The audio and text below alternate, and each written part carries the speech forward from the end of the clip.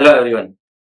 In this video tutorial, we will move from simple star arcs and star kw arcs to something more complicated and encompassing all types of parameters that we have covered so far, that is positional parameters, default parameters, star arcs, keyword default arguments, and star kw arcs. I am going to start with a very simple example having a star arcs and star kw arcs, the same as I used in my previous video, but I am going to keep improvising upon it and include everything that we have talked about right now. So I am going to write here def calculate bill, is still sticking with the last example, calculating the bill for whatever we have done shopping, kw arcs, and then I am writing here pass. So I am going to call it something like this. That is the basic idea, calculate bill, and here I am going to put some different prices here, then some discount. Let's say discount is equal to 10% and tax is equal to 5%, and this function should be able to give us the total billed amount after adding this 100 200, applying a discount of 10% and adding the tax of 5%. From our star arcs video, we know that star arcs, these are going to be stored in the form of a tuple, and a star is going to unpack them. So I can simply I am defining a variable which is going to store the sum of all the prices that we are supplying, 100 euros, 200 euros. So it is going to add these two, 100 and 200, and it will be 300 here stored in the total. Next is we have to figure out the discount. So discount percent is given at 10%, so we need to grab the value and the that particular value, 10% or 5% for tax, and these two will go in star kw arcs in the form of a dictionary key value pair. Discount is the key of the dictionary, 10 is the value. I am defining another variable called discount is equal to kwr. It's a dictionary, and I'm going to use get method, because if there is no discount given, then I can pass, not pass, I can return a predetermined value which is 0. If there is no discount, it means 0% discount, and it will not give me any error. So discount, so it is going to grab the value of discount, else 0, it is going to return me 0. Now we have captured discount percentage. Now we need to convert this discount percentage into actual discount amount, and which should be deducted from the total. So we can do it in two steps. We can calculate the discount actually and then minus it from total, but I am going to do it in a single step. So total minus equal to total multiplied by discount divided by 100. So it is going to give me the total value after deducting the discount. Next part is to capture the tax value, tax percentage, which is 5%. Again, a new variable, just like discount what we have done here in line number 3. I am going to use a get function for tax also. If there is no tax, then it is 0, and now I'm going to add this tax amount to total. So total multiplied by tax divided by 100, and then we can return total. Now we are going to call it with the below statement, and let me copy it a couple of more times so that I don't have, next time I am going to get rid of the tax, then again I am going to get rid of the, this time I am going to get rid of the discount, and finally I am going to get rid of all the parameters. So you went to the shopping mall but did not buy anything and came back empty handed. You will observe that here I am getting to 83.5, which is because of the line number 9. 100 plus 200 is the that makes it 300, a discount of 10% which makes 270, and a tax of 5%, so that total comes out to be 283.5. Next line number 10, I am getting 100, 200, and there is only discount, no tax, so 270. Line number 11, 100, 200 is still, tax is 5%, no discount, so 315, you can see it over here. And finally the last line, nothing there, so zero amount. I don't like this program, to be very honest, because I have to pass the tax here manually. Why don't we make it a default value? And whenever the tax, let's say 10%, and if it is not 10%, then maybe on some items the tax is less, some items tax is more, so we can always override using that. So that way we can improvise this program. So what I am going to do here is that I come over here and I am going to write, just after star args, I am going to write here, let's say default tax rate, let's keep it at 10%. And let me add one more value, delivery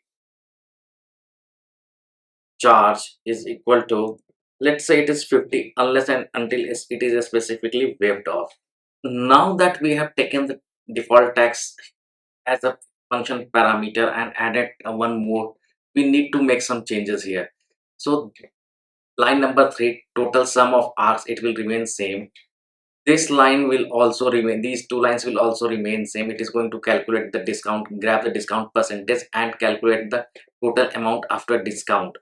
Now here we have to make changes, and tax, it is going to be whatever the value that we are giving, otherwise we are going to say default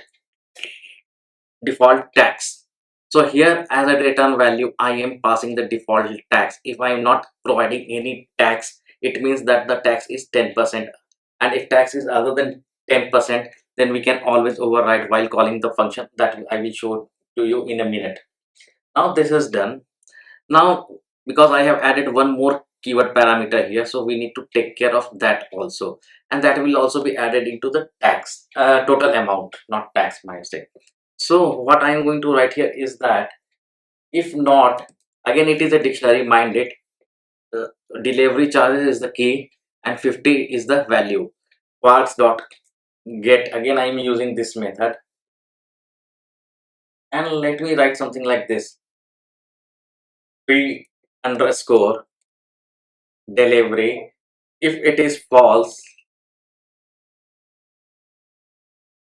then total plus is equal to delivery charges. So unless and until it is set to false, we are going to add the delivery charges, and the rest of the stuff I think it remains same here. Let's make it a little better. So I am going to write a total bill using is equal to, using the f string and total. Let me put it in one single screen, a little smaller font, so that you can see the complete program structure. Now let's call this function in three different ways. In line number 12, you can see I am passing 100, 250, three parameters. These are the prices. These all go into star arcs. Then in the next line, line number 13, I am just reduce the prices to two arc parameters, 100 and 200.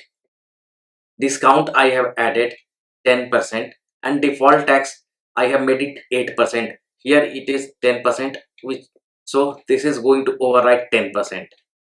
In the next line, again 100, 200, these are the prices. Default tax is still 8%.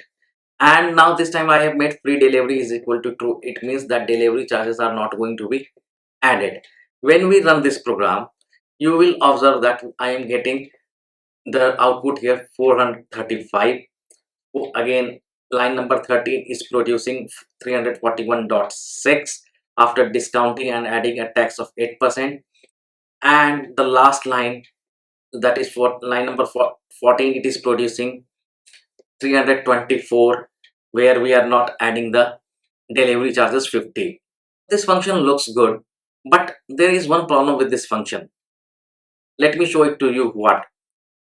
So if I write here print calculate bill and this, so again As I said in the earlier example, I went to the mall, shopping mall, and did not like anything, so I came back empty handed. So in this very case, let's see. Okay, let me make other three lines of comment, and let's see what is the output that we are getting. We are still getting a bill of 50 here. You can see it very clearly. If we have not bought anything, then what for delivery charges? Obviously, this is wrong with this logic, so we need to improvise upon this. Let's see how we can do that. So the glitch is in line number 8, where we are adding the free delivery charges, or delivery charges to be precise. So here I will come and write if args and not. That is all. It is a type of conditional that says ask. Obviously it is a tuple, and empty tuple is always false. So this line, if there are no args passed, then this line is going to return me false. So if I just run with this particular code here, after clearing the terminal, now I am getting the total bill is equal to 0. And if we run the remaining three lines also, then we should be getting the correct output. The output is as expected. So far so good. Now the missing piece of the puzzle that I had showed in the very beginning frame is to add the positional arguments. So if I can go to the here presentation, so positional arguments 1, positional argument 2, 3, and n number of positional arguments, then you can have default argument, something like that. So let's try to add that. But before we add, we need to remember one thing, how it is to be placed. First of all, it will be positional arguments 1, 2, 3, 4, 5, 10, whatever. After that, there would be default positional arguments, then star args, then keyword arguments, then keyword default arguments, and finally star star kw args. And this slash is just a separator that comes before the star args, which can, if you are confused which is what argument, so it tells the python that, or maybe to the developer that, okay, up to anything before left of it is these are positional arguments, and then these star args are, they are going to be collected in the star args. Let's see it via an example. If you have noticed any shopping bill, it usually has a customer name, order id, and maybe a membership type like regular, silver, bronze, gold, diamond, etc. So I am going to add all of these here.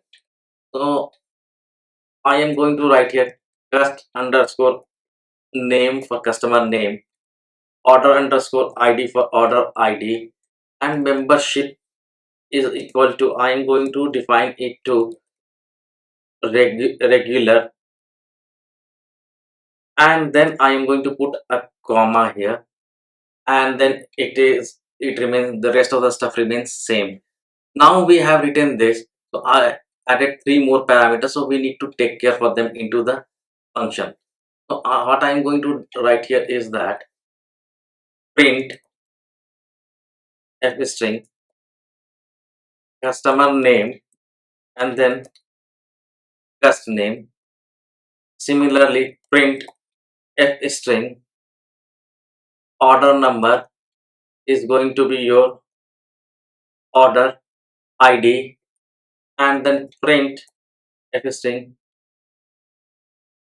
membership type, it's going to be your membership here. Rest of the program more or less it is okay. So let's try to call this program now. Let us run this program one by one. I am going to make all these three lines a comment, and then going to run this.